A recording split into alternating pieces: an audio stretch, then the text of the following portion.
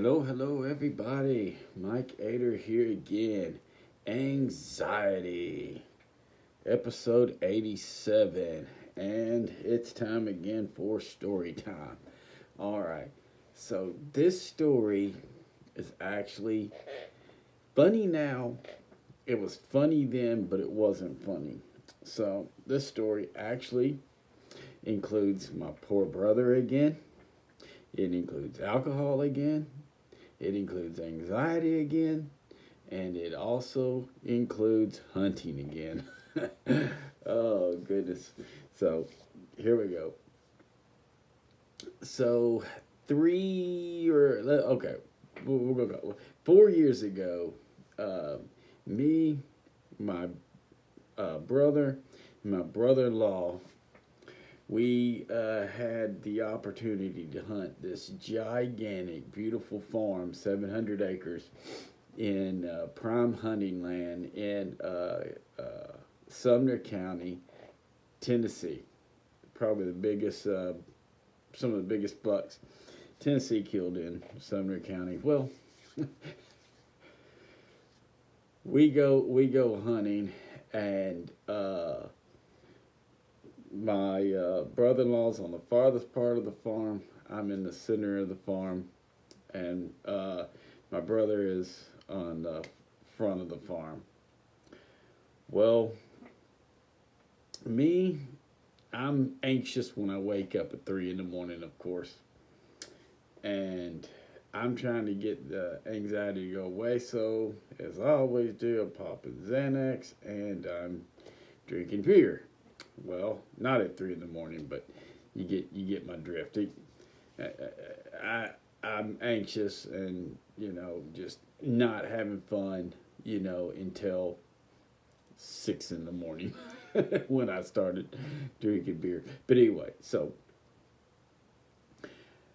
I sat in my stand for from about 6 o'clock until about 7, and I texted my brother. I said, "Dude, I am I'm dying. I'm just gonna walk over here to this soybean field, and I'm gonna lay down on the ground and I'm gonna die." Of course, I get a text back. "What the heck you talking about, dude?" I'm like, "This is it. I've made my peace with my maker. Take care of my son. I can't think of a better place to die than on the side of this soybean field." Now, look at me now. I can't believe I'm telling you the story, but it's the truth. I literally was convinced I was dying, and it was anxiety. So my stomach was just killing me. I was sitting in my stand, just it always like this. Oh yeah, kind of like this. So I was holding my stomach and I was like this, trying to do something that I love to do, but anxiety was taking this from me. Okay, so my brother sends back a text. He's like, "Look, dude. Now listen to me. When you hear his response, understand he had been going through this for about 12 years with me. Okay, bless his heart. So he knows that I'm not dying, but he knows also at the same point in time I'm awful sick. But nobody knew what to do for me. Now, if anybody else, suffers from this, I know how to tell them what to do, but no one at this time knew what to tell me what to do. So he said, "Look, don't die alone." He said, "Go to can you make it to the four wheeler?" And I said, "Yes." He said, "Go to the four wheeler." He said, "There's beers in the truck." He said, "In the cooler in the truck." He said, "Go get those." He said, "Come find me and sit down here with me and then die." And I said, "Okay." So this is how crazy. I mean, you can't make this stuff up. This is how crazy my head was. So here I am on four wheeler, running through this big beautiful farm, scaring deer everywhere, going to get beer, and I go get beer, I go find him, and I get down on the sit. He was sitting on the ground, so I'm sitting on the ground with him, and drink a beer, and my stomach's just killing me. I'm like, dude, okay, this is it. I'm gonna die. And I roll over on my stomach. Boom! I pass gas. Okay, and I was like, oh God, that feels so much better, you know. But like, you have to understand, I was sitting up in my stand, you know, didn't pass gas. So I don't know what that has to do with anything. Well, the thing was, it lightened the mood, so we started laughing. Okay, and that eased, I think, the laughter more than the passing of the gas. Lifted my spirits to a point that it eased some of the anxiety. And then I think we saw a deer shortly thereafter or something. Oh no, you know what? Actually, I'll take that lie back. We laid down on the ground, and I rolled around on my stomach and drank beer and passed gas. So I don't think we saw any deer, but I think something that's ironic about this is I think Dan or my brother, almost name dropped him. I think my brother had already seen 2 or 3 bucks this morning. It was a great morning to hunt. He was just waiting for a big one. And I still think to this day he was probably, if you could see the farm that we were on and where he was at, he was probably going to get a big one this morning. But anyway, that's beside the point.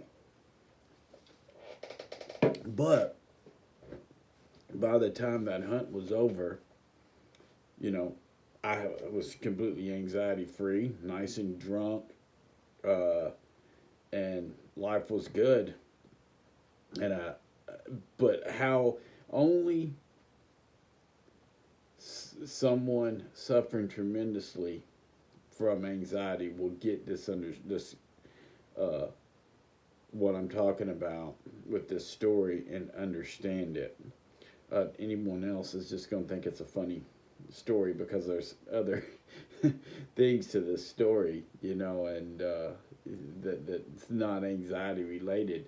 But you know, we laid there, you know, for like 3 hours, and just ended up having a great time.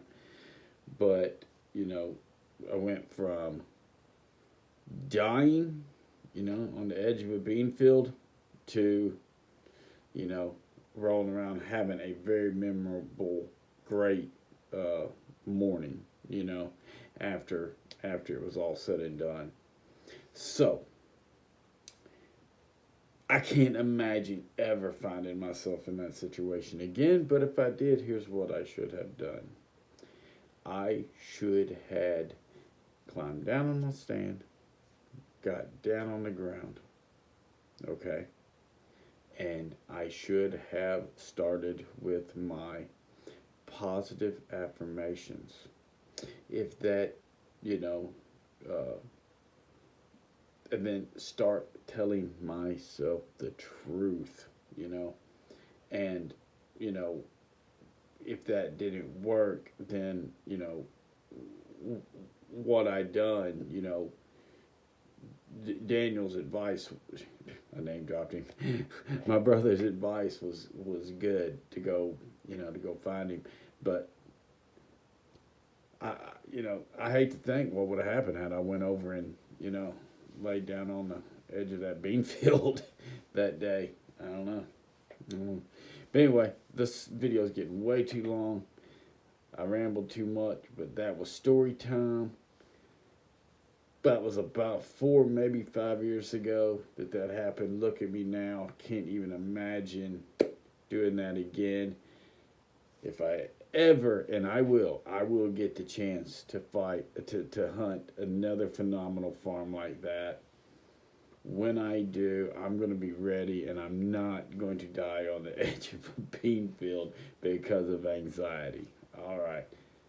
Like, comment, subscribe, do what you do. I hope this helped, and Mike Ader is out.